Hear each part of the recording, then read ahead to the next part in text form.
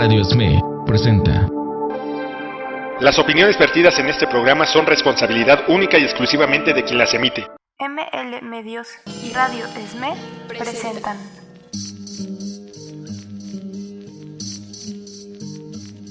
Yo pregunto a los presentes, forjando futuro, si no se han puesto a pensar que esta tierra es de nosotros y no del que tenga más. Un programa para promover la acción y reflexión en torno al acontecer político, nacional e internacional.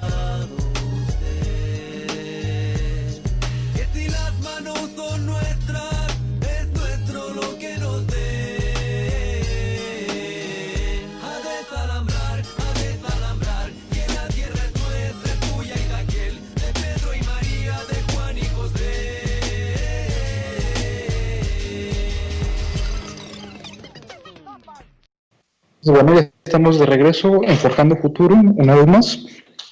En esta ocasión nos acompañan los compañeros David Torres, de los controles, y más adelante se incorporará la compañera Fernanda y el compañero Héctor de la Cueva para que nos pueda hablar de un tema que cobra relevancia hoy, que es el nuevo Tratado de Libre Comercio, el TEMEC, celebrado entre México, Canadá y Estados Unidos. Pues antes de abordar este tema, nos gustaría mencionar que, bueno, como una buena noticia, que el día de ayer se liberó a la compañera Susana Prieto, después de estar encarcelada aproximadamente un mes, luego de una orden de aprehensión que se le ejecutó, todo en relación con las manifestaciones obreras ocurridas en Matamoros. Estas órdenes de aprehensión tienen que ver con delitos como puede ser motín, como delitos contra funcionarios públicos, sobre todo por la presión que ejercieron esas manifestaciones para que las juntas de conciliación y arbitraje resolvieran las demandas de los obreros. Afortunadamente hoy ya sale libre bajo una figura que se llama suspensión condicional de proceso. Mediante esta figura jurídica ya no se resuelve si cometió o no cometió el delito, sino que simplemente se paga una reparación del daño y se le deja en libertad con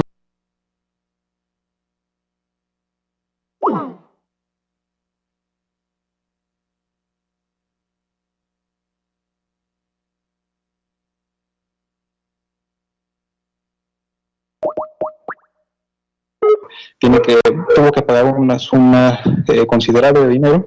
Y bueno, ese tipo de situaciones nos parecen injustas porque Susana Prieto lo único que hizo fue defender los intereses de los obreros, los legítimos intereses de los obreros.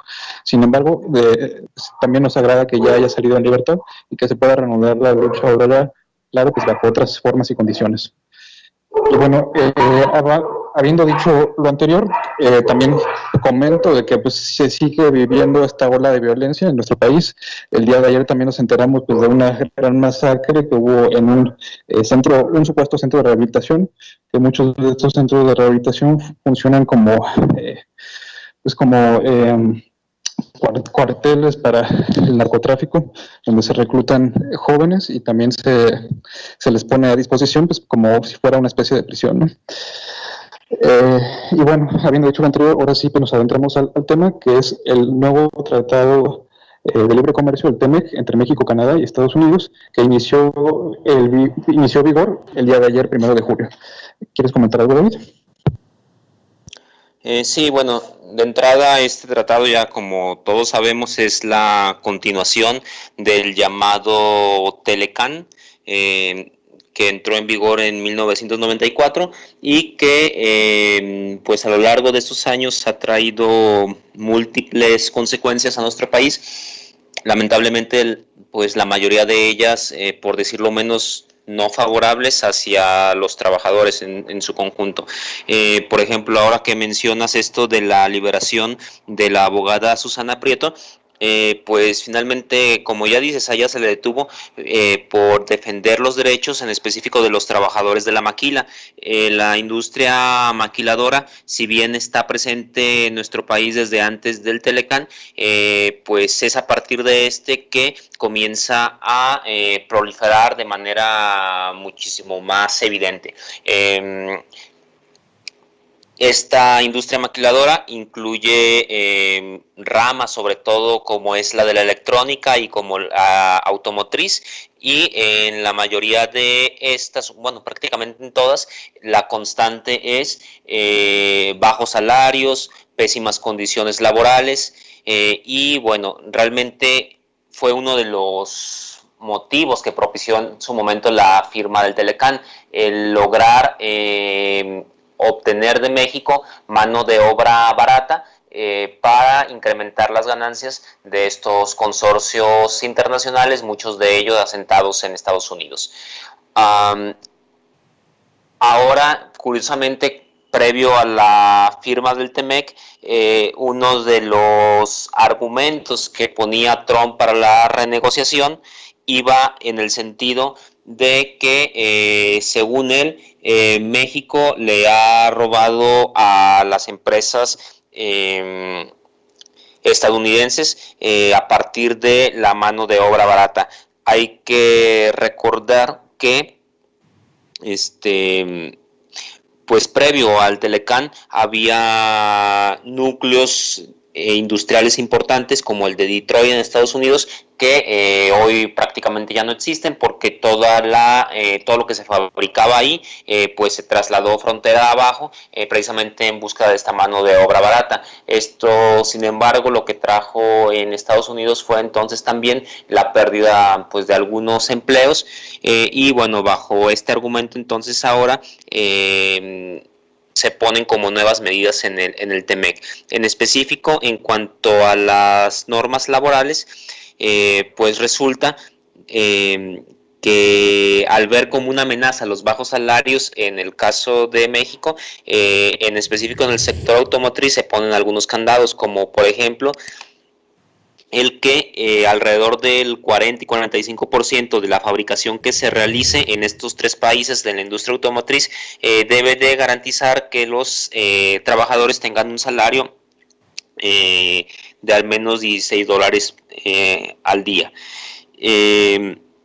Y otras de las cuestiones que se ponen o que se modifican es, por ejemplo, que en el Telecán, para que fuera libre de aranceles estos automóviles y partes de automóviles entre los tres países, se requería que al menos el 62.5% del automóvil estuviera fabricado, o las piezas estuvieran fabricadas al menos en un 62.5% en estos tres países.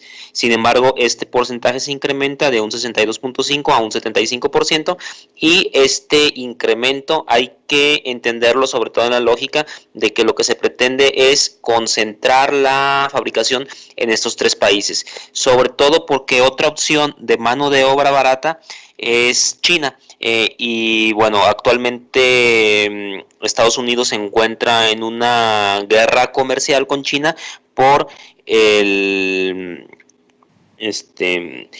pues por ese miedo a perder la hegemonía, porque realmente en cuestión económica China se va convirtiendo pues en una gran potencia que pues ya rivaliza de manera muy importante con los Estados Unidos. Entonces hay que entender un poco en ese sentido esta nueva medida del Telecán.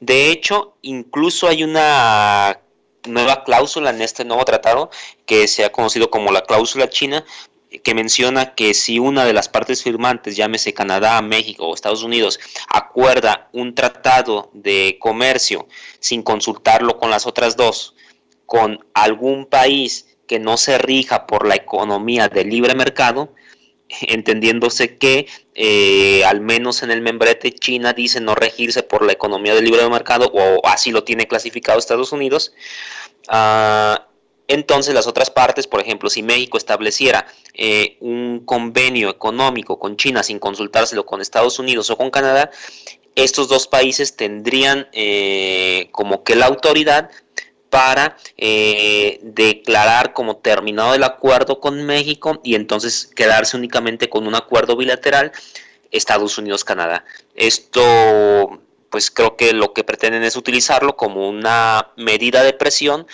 sobre todo Estados Unidos, para estar vigilando estos dos socios comerciales, México y Canadá, cuáles convenios sí y cuáles convenios no le permiten establecer con China. De entrada, esto puede resultar perjudicial para México, porque con el ritmo de crecimiento que tiene China puede convertirse incluso en un socio comercial que le dé mayores dividendos a México que el propio Estados Unidos. Sin embargo, pues bueno, existe entonces esta presión para evitarlo de alguna manera.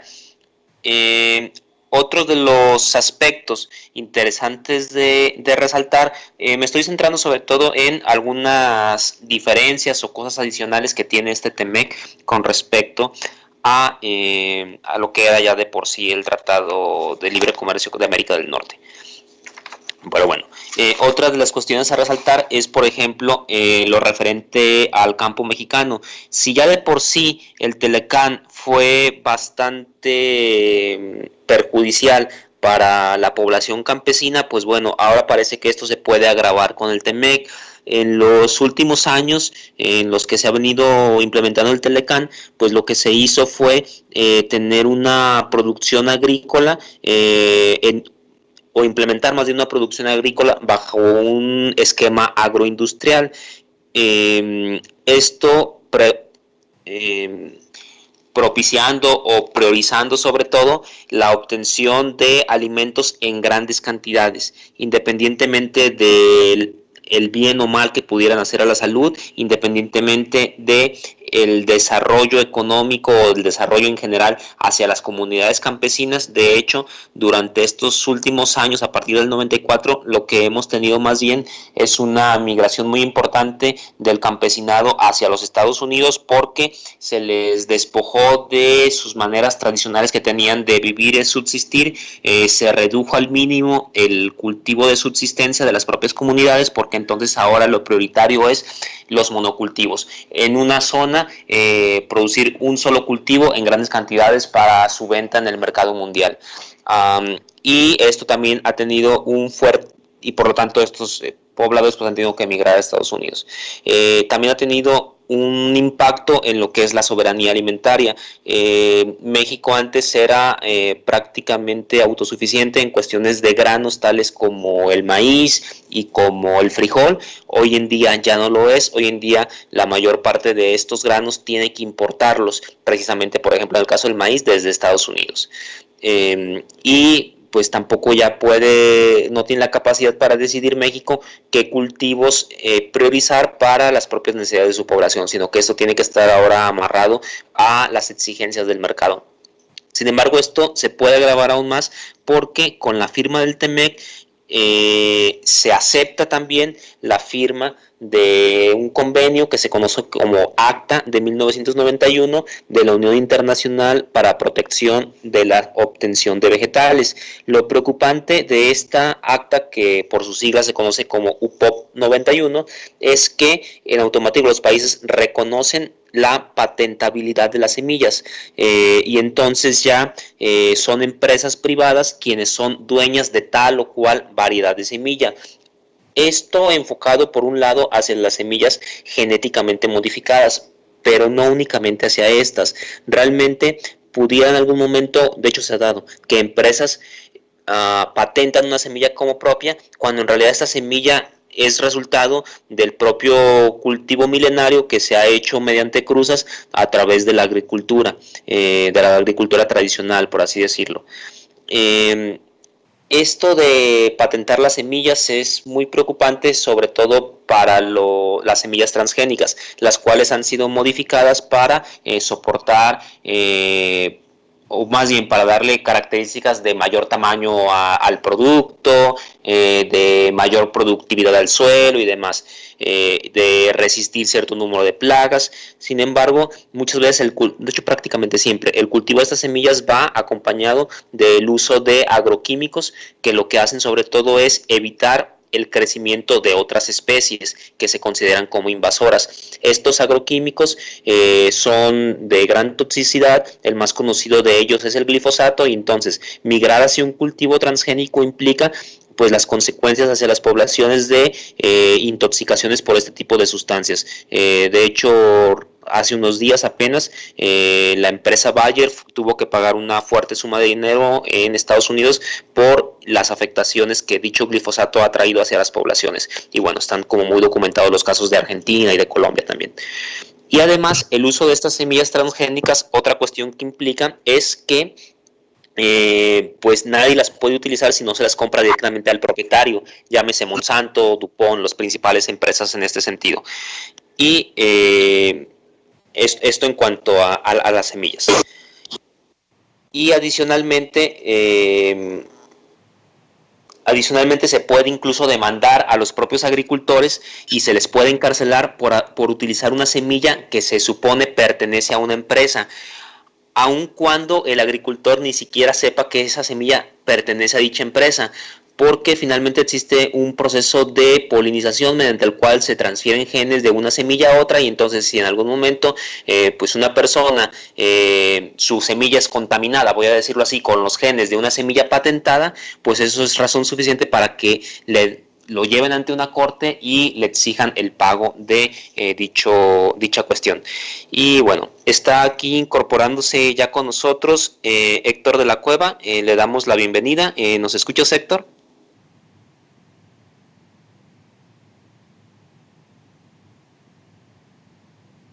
Héctor, si puedes abrir tu micrófono, creo que está cerrado. Ahora sí, ¿verdad? Sí, ahora sí te escuchamos. Buenas Héctor, tardes a todas y todos, gracias por la invitación, aquí estamos. Sí, pues bienvenido. Estamos aquí comentando algunas de las cuestiones del TEMEC, sobre todo de manera muy rápida, qué cosas se incorporan que no estaban en el Telecán. Y bueno, no sé si puedas presentarte para nuestro auditorio, platicarles pues principalmente en qué espacio te desenvuelves y no sé, nos interesaría sobre todo que nos pudieras aportar algo sobre las implicaciones para el sector laboral que tiene este nuevo tratado, esta reedición del Telecán. Ajá. Bueno, pues entonces soy Héctor de la Cueva, soy coordinador del Centro de Investigación Laboral y Asesoría Sindical, CILAS. Venimos participando también en la estructura ejecutiva de la nueva Central de Trabajadores. En relación al tema, pues a lo mejor decir que fui fundador de la Red Mexicana de Acción Frente al Libre Comercio cuando se empezaba a negociar el TELCAN, allá desde el 91 y en adelante.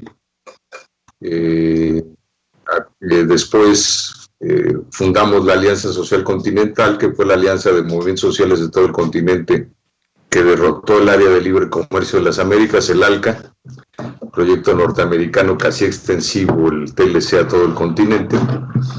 Y bueno, hoy una convergencia de organismos que se llama México Mejor Sin TLC, que pues medio ha estado funcionando, entre otras cuestiones, pues digamos, relacionadas con el tema, ¿no? Bueno, me piden hablar sobre la parte laboral, ¿verdad? Primero hay que decir que, digamos, el capítulo laboral que está en el Tratado de Libre Comercio, o en el nuevo, o en el TEMEC, pues representa, a diferencia del Tratado de Libre Comercio anterior, que tenía un acuerdo paralelo, ahora es parte del tratado, y el capítulo 23 habla de toda la cuestión laboral. Ahora me voy a detener en eso, pero no quiero empezar por dejar de decir al inicio que este capítulo laboral, con todo lo positivo que pueda tener, pues representa en todo caso el 1% del tratado. Es, digamos, como un vello lunar en un cuerpo monstruoso, porque el resto más del 90% del tratado, pues es el viejo Tratado de Libre Comercio, con algunos cambios o adiciones. Pero es un error que ahora se presente ese tratado como la gran panacea, ¿no? Entró en vigor y parece que es la gran panacea para México, como si no hubieran existido 25 años de experiencia de Tratado de Libre Comercio con Estados Unidos y Canadá, que representaron un verdadero desastre económico, un desastre social, que se puede documentar con datos desde todos los ángulos posibles, incluso con cifras oficiales, no con datos nuestros. que representó este desastre para México y una gran pérdida de soberanía, y representa un obstáculo este libre comercio para un desarrollo verdadero del país. Puede que se entienda que el gobierno lo vea como una palanca económica, porque en la actual situación de crisis, pues sí, el tener un marco de relaciones con Estados Unidos, a donde está orientada la mayor parte de la economía mexicana, pues sí puede ser importante.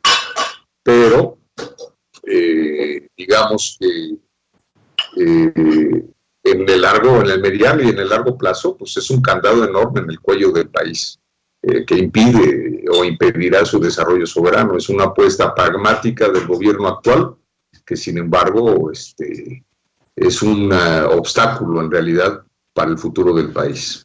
No me detengo en más detalles de un conjunto de ámbitos del tratado, pero digamos, hay que decir que el capítulo laboral, en contraste, sí representa un aspecto positivo en el tratado, hay que decirlo claramente, porque rechazar el tratado no quiere decir que el 100% necesariamente está mal. Por presiones, por intereses diversos, por presiones de sindicatos de Estados Unidos y Canadá principalmente, se introdujo un capítulo laboral que, en primer lugar, sí tuvo mucho que ver con la última reforma laboral que hubo que ha ocurrido en el país, que en realidad, desafortunadamente, más que por la presión de las luchas de los trabajadores mexicanos, pues por la presión de la negociación de este Tratado de Libre Comercio, se estableció un capítulo laboral que sí obliga a México, presiona a México a hacer vigente los principios de libertad sindical, como lo establecen los convenios de la Organización Internacional del Trabajo, la OIT, y que sí representan un paso progresivo, y que sí obligaron a una reforma laboral de una naturaleza y un carácter diferente a la del 2012, a la neoliberal del 2012, una reforma laboral que sí abre puertas y oportunidades para el ejercicio de la libertad sindical y de la democracia sindical. Claro, como todo en este país, pues muchas cosas, incluso la Constitución que surgió después de la Revolución Mexicana, pues muchas cosas se quedan en triunfos de papel, ¿verdad? Estamos muy lejos de que se transforme, que se lleve a la realidad esas oportunidades o esas puertas abiertas para la libertad y la democratización sindical. Pero hay que decir que tiene un carácter progresivo, y si revisamos el capítulo laboral y sus anexos que incluso fueron negociados después de terminada la negociación del tratado, e incluso algunos todavía en los últimos meses, realmente hay cuestiones que obligaron en primer lugar a la reforma laboral para desaparecer las juntas de conciliación y arbitraje, para crear tribunales de lo laboral, para crear un nuevo centro de registro de los sindicatos, que eso es lo que va a ocurrir y está pendiente de que ocurra, porque además implican muchos recursos económicos que no sé de dónde van a sacar, ¿verdad? Pero, digamos, además de estos cambios, pues implican lo que ya se supone que debería estarse aplicando, que es la legitimación de los contratos colectivos. Se supone que debería, en todas las empresas, los trabajadores estar siendo consultados sobre si ese contrato colectivo y su sindicato realmente los conocen, los apoyan, los reconocen los trabajadores.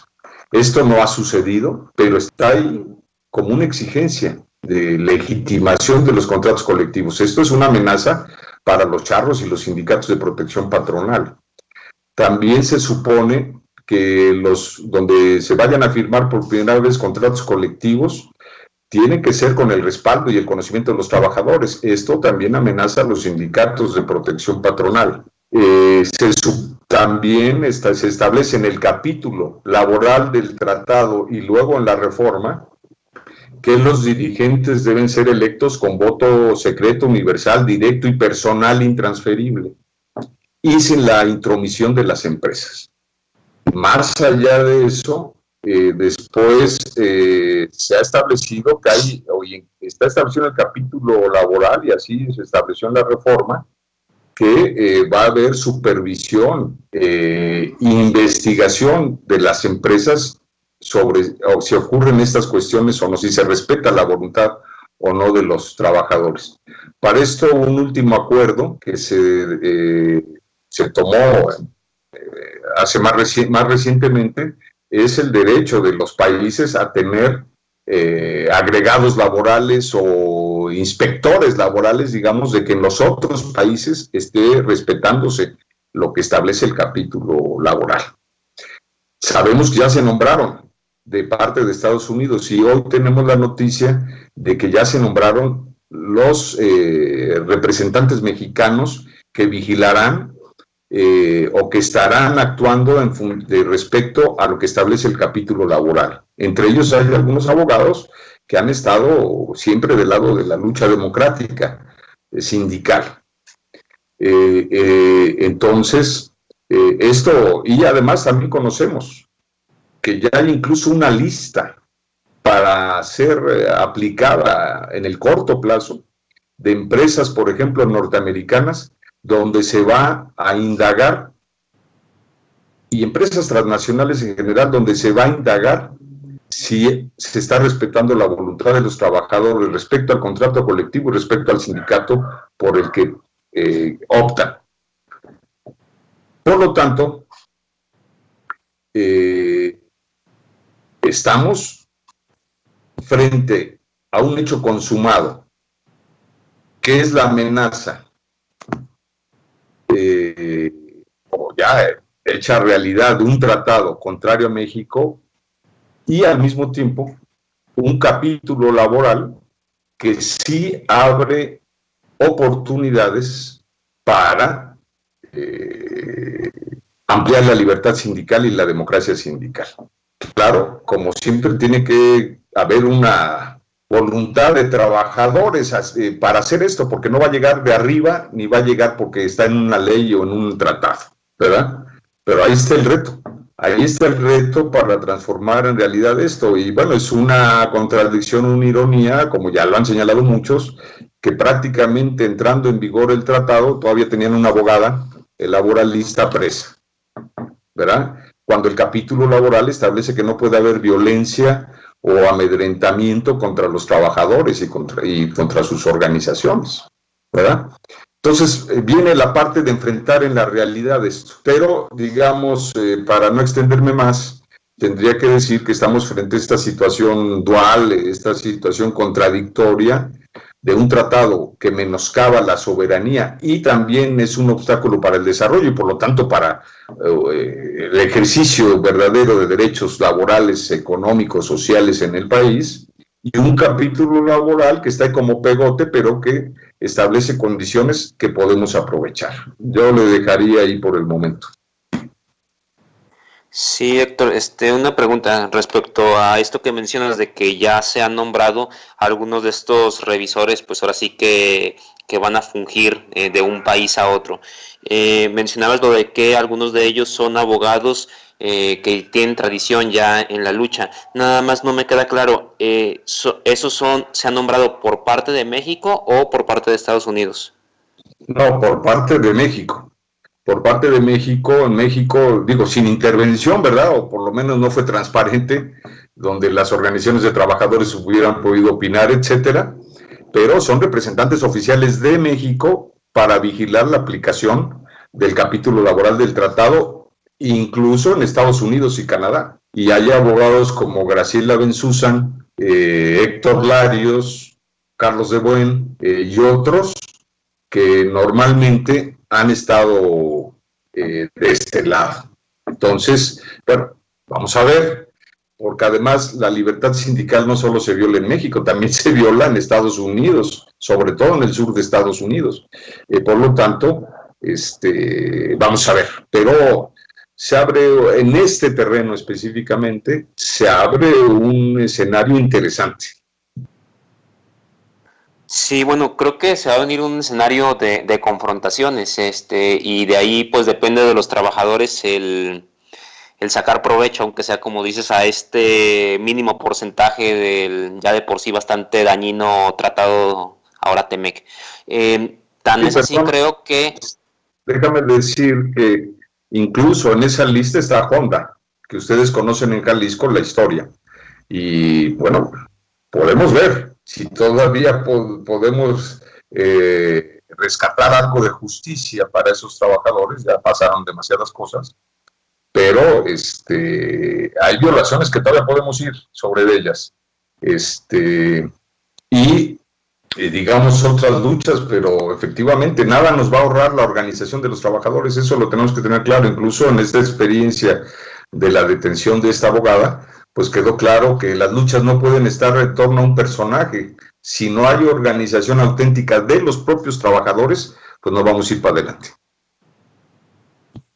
Sí, y continuando con esto de las confrontaciones que seguramente se vienen, digo, apenas ayer me parece, ayer entró en vigor este nuevo tratado y ya hay declaraciones por parte de estos consejos empresariales de las afectaciones que les pudiera traer el TEMEC, en específico este capítulo laboral.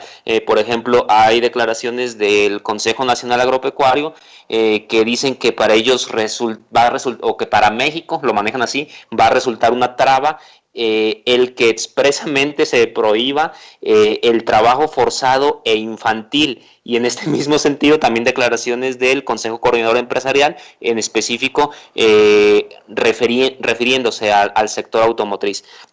Por un lado me parece pues de gran cinismo el que digan que esto representa una traba, y por el otro lado pues es como un botón de muestra de en cuán malas condiciones estamos aquí en México y de cómo se han venido entonces beneficiando pues estas empresas transnacionales. Y ese es el otro punto que te quisiera preguntar. O sea, sabemos, o bueno, nos mencionas ya que hay algunas personas, afortunadamente con tradición en la lucha sindical, que van a estar como revisores por parte de México.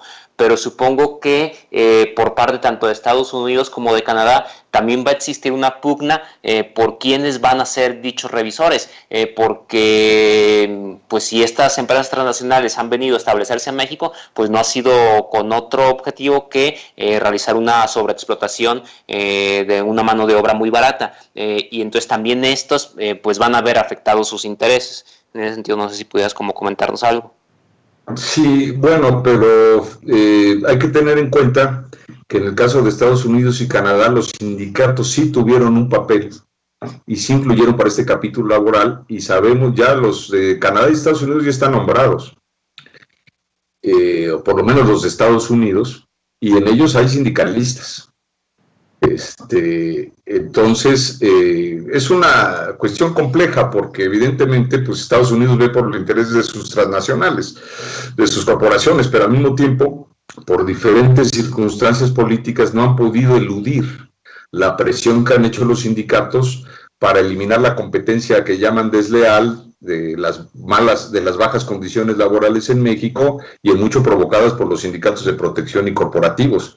Y el sindicalismo norteamericano pues ha influido para que esto se elimine.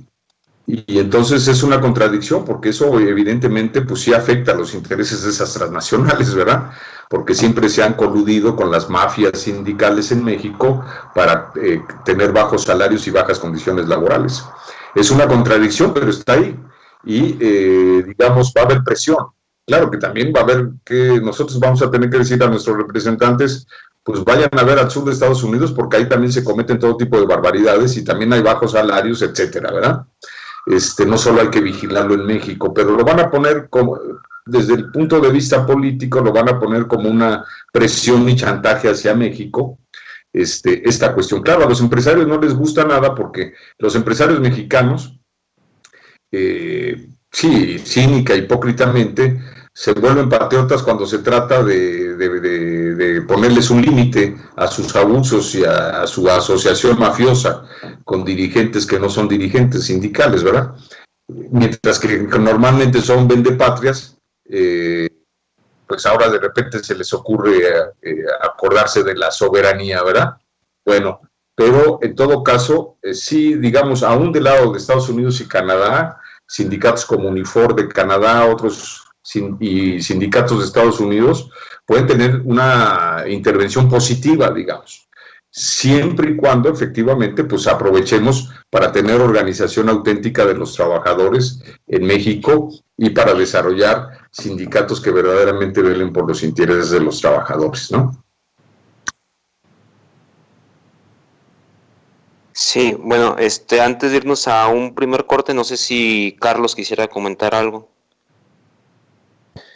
Bueno, sí hay algunas cuestiones que todavía están pendientes de abordar, pero tal vez sí sea conveniente irnos a un corte para poder abordar las conclusiones quizás en la segunda parte.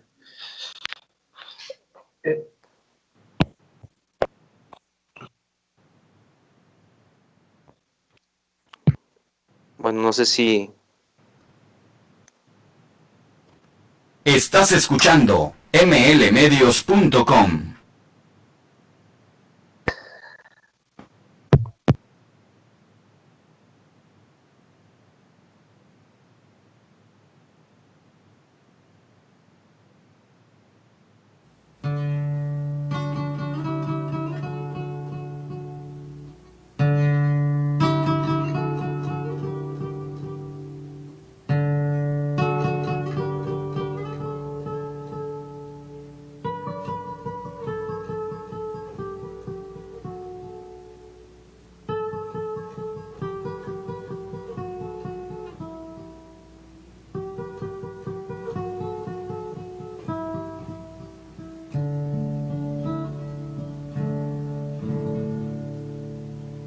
Era un gran rancho electrónico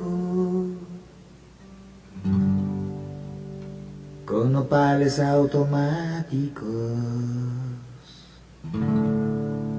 con sus charros cibernéticos y zarapes de neón.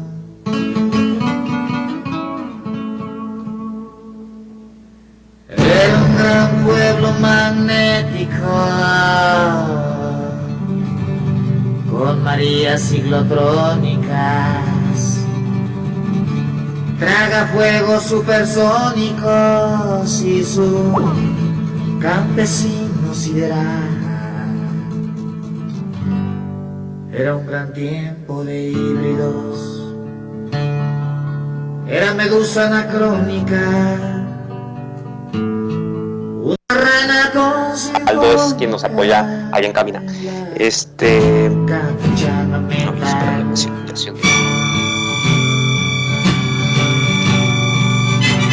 Aldo, ¿podemos hablar?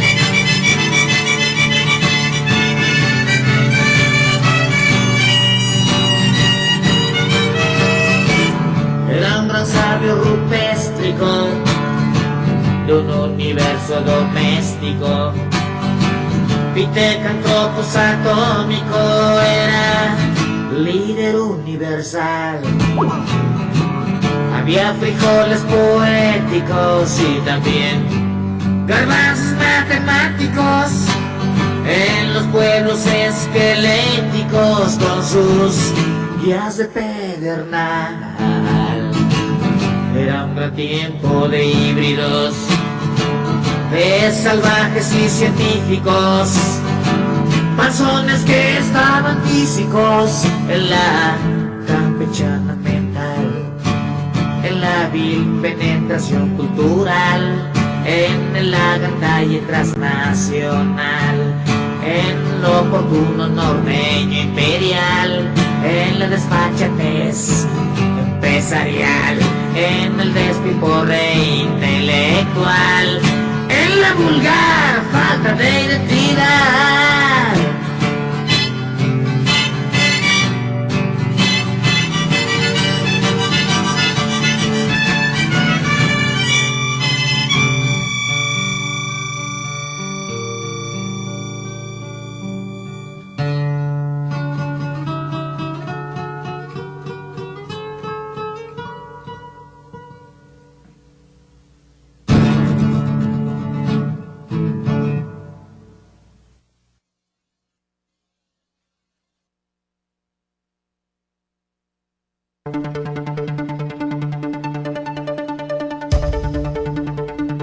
Estás escuchando Forjando Futuro.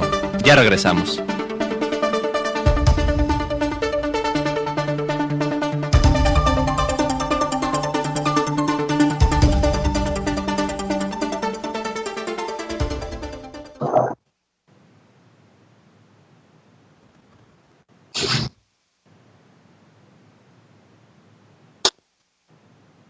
Muy bien, ya estamos de regreso en Forjando Futuro. Continuamos con la segunda parte de este programa dedicado a abordar el tema del Tratado de Libre Comercio con Estados Unidos y Canadá, el nuevo TEMEC, que inició en vigor este 1 de julio. Pues bueno, también aprovecho pues ahorita que tengo la palabra pues para comentar que, bueno, además de que en los individuos existe un fenómeno de explotación entre uno y otro individuo, creo que también este fenómeno no solamente abarca individuos, sino que también abarca las naciones. Se percibe como pues, un país desarrollado tecnológicamente extrae plusvalor, es decir, productos que tienen impreso una cantidad de trabajo a través de estos tratados comerciales, que sí permiten un flujo de mercancías y capitales con esos países, y sin embargo limitan el flujo de capitales y mercancías con otros países. Ahí también entra en contradicción pues este postulado del neoliberalismo y del liberalismo, pues del libre comercio, porque si se promueve el libre comercio solamente se hace entre estos tres países y no entre otras potencias, y ahí es donde entran en contradicción, porque también entre las potencias hay conflictos y hay pues, deseos de acumulación de capital, ¿no? Pues, obviamente pues, cuando se producen mercancías, los países que tengan un mayor nivel de desarrollo van a poder producir mercancías de una manera más rápida y más eficiente, mientras que países que no cuenten con un nivel de desarrollo tan avanzado van a poder producir mercancías, pero en un tiempo de trabajo mucho mayor. Ahora, cuando estos dos países con distinto nivel de desarrollo tecnológico entran en contacto comercial, este intercambio no se hace en un plano de igualdad, sino que sucede que el país que tiene un nivel de desarrollo económico más avanzado va a extraer más productos por una cantidad menor de lo que él está ofreciendo. Y esto lo que provoca es una mayor desigualdad en el país de menos desarrollo tecnológico. Pues en este caso pues podemos ubicar perfectamente entre estos tres países a México, porque se extrae una mayor riqueza de México a cambio de una menor riqueza por parte de sus socios comerciales, ¿no? También pues lo que sucede es que pues, para poder abonar a esta balanza económica se acude a recursos como por ejemplo los recursos naturales, los recursos primarios, y pues se exportan alimentos, minería, árboles, y en ese sentido pues lo que también sucede es de que en el país que tiene un nivel de desarrollo tecnológico menos avanzado, pues también queda destruido ambientalmente. Entonces, bueno, pues me gustaría preguntarle a Héctor si tiene algún comentario en este sentido.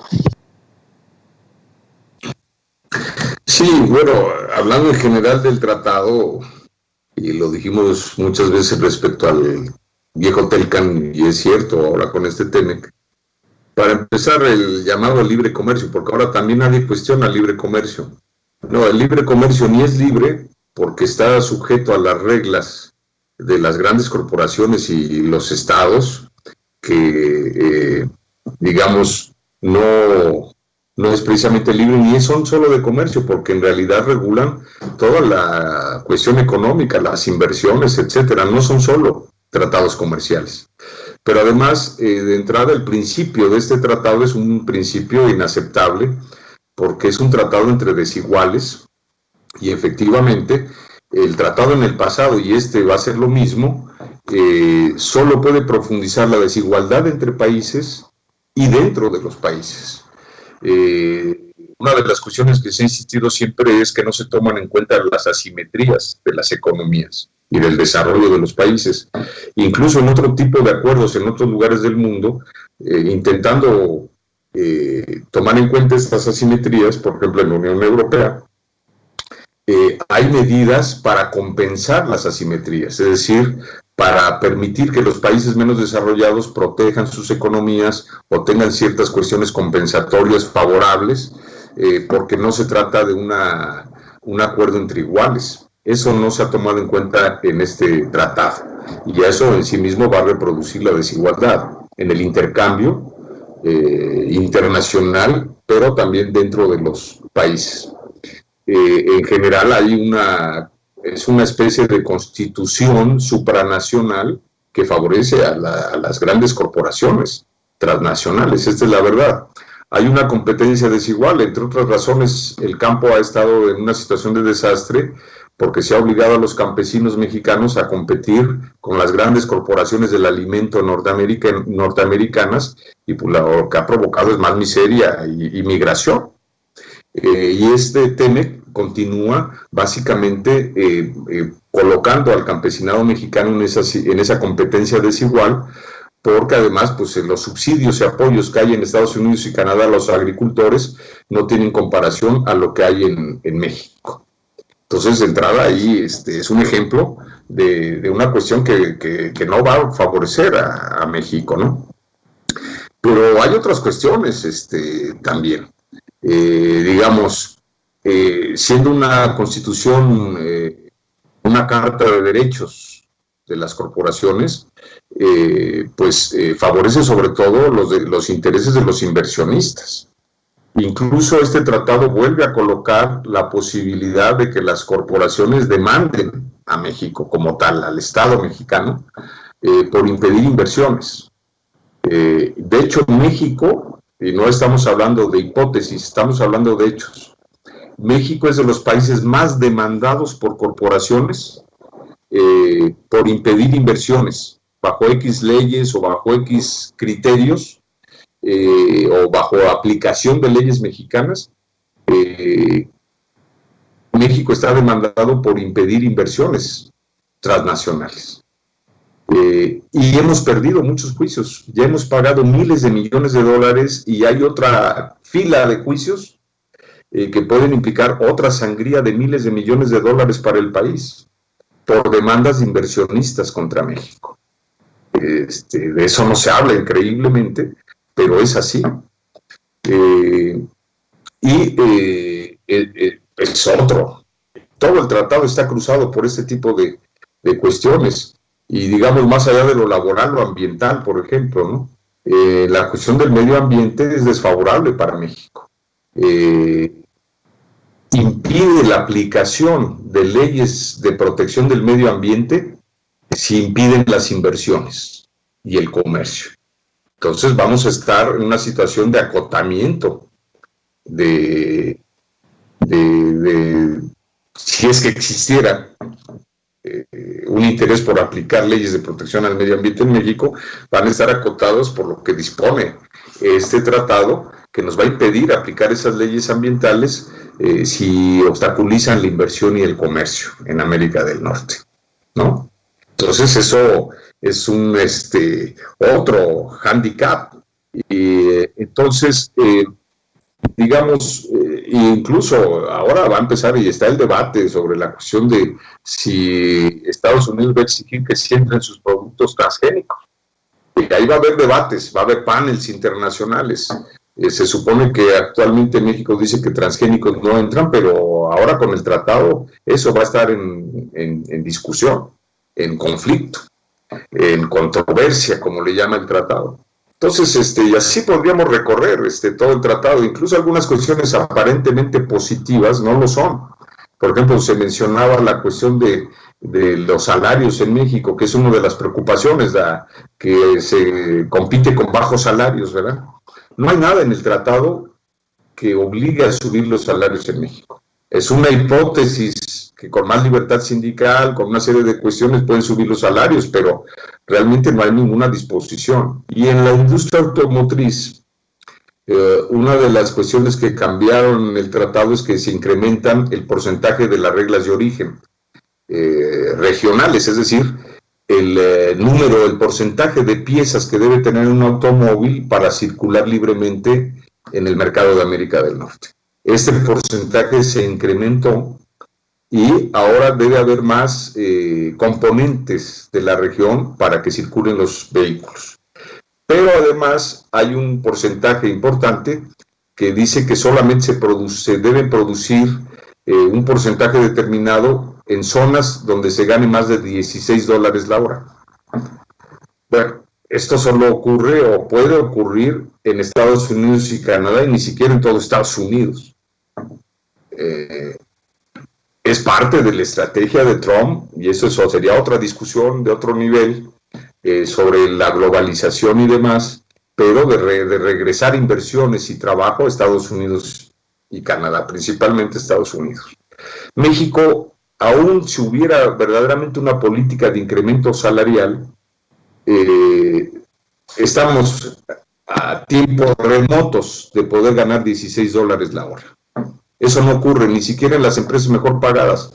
Nosotros participo con la Federación de Sindicatos Independientes de la Industria Automotriz, y ni siquiera con sindicatos independientes con buenas condiciones laborales como el de Volkswagen o el de Audi, que participan en esta federación independiente, se ganan o se pueden ganar en años $16 la hora. A lo mejor puede subir a $8, a $9, a no sé cuánto, después de una lucha y después de no sé cuánto, pero $16 la hora no es una perspectiva real, incluso en el mediano plazo, si no es que en el largo plazo. Por lo tanto, no es algo que presione al alza los salarios mexicanos, porque no hay posibilidades de que esto suba a $16 la hora, ¿no? Por lo tanto, digamos, y así podríamos revisar parte por parte del tratado, que es muy desfavorable para México. En realidad, sí, hay comercio con Estados Unidos y Canadá, algunos sectores se han visto favorecidos, pero les gusta presumir las estadísticas de exportación. Pero hay que decir, ¿quién exporta desde México? Empresas mexicanas, no, las principales empresas que exportan desde México son compañías norteamericanas. Así es en las maquiladoras. Cuando presumen cifras del incremento de la exportación de productos en México, en realidad no son productos hechos por compañías mexicanas. En realidad, compañías norteamericanas se exportan y se importan a sí mismas. Es un truco, es un engaño, esta cuestión de que México ha desarrollado la exportación de una manera impresionante, ¿no? Entonces, pues esto... y ni siquiera alimenta las cadenas productivas, porque se sabe que en las maquiladoras más del 90% de insumos no son producidos en México. Por lo tanto, digamos, el impacto positivo es muy reducido, y en cambio hay grandes impactos negativos hacia la economía mexicana y al desarrollo con este tratado.